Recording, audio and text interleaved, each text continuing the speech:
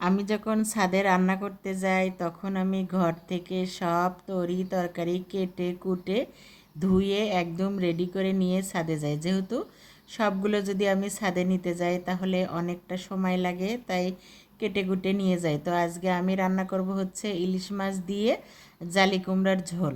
তো ইলিশ মাছ দিয়ে জালি কুমড়ার ঝোল যেহেতু রান্না করব, মাছটা আমি সুন্দর করে ভেজে নিব। তো আমি তো কড়াইটা অনেক আগেই চুলায় বসাই দিয়েছিলাম। কড়াইটা সুন্দরভাবে যদি আঁচ হয় বা তেতে যায় তাহলে মাছগুলো লেগে যায় না।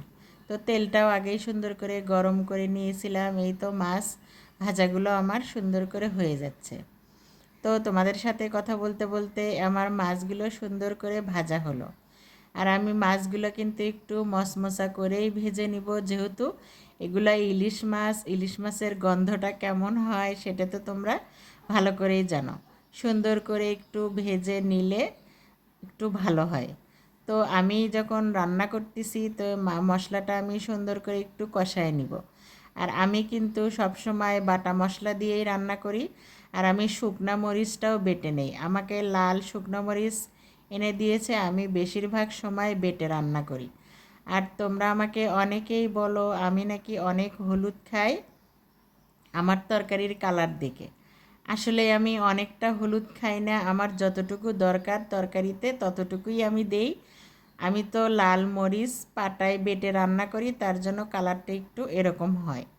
তো আমি হলুদ কখনোই বেশি দেই না, আশা করি এবার তোমরা বুঝতে পারছো।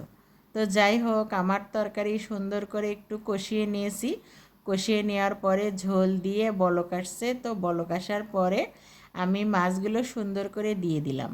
আর এদিকে দেখো আকাশে কত মেঘ জমে গেছে। তো কথা বলতে বলতে আমার তরকারিগুলো কিন্তু হয়ে গেল।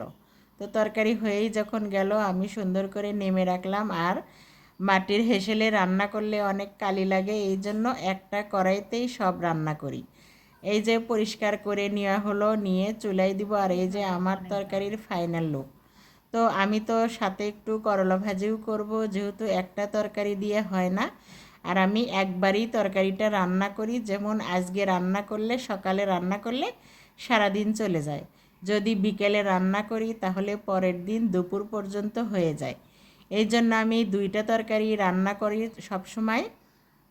তো যাই হোক, আমি তো করলা ভাজি দিব, তাও পেঁয়াজ আর মরিচ সুন্দর করে তেলে ভেজে নিচ্ছি।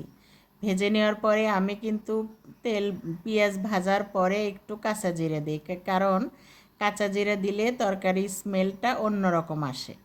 তো যাই হোক, আমার তরকারি তো এই যে হয়ে গেছে, করলা ভাজিও হয়ে গেছে। তো আজকের ভিডিও এই পর্যন্তই। সবাই ভালো থেকো, সুস্থ থেকো। আসসালামু আলাইকুম।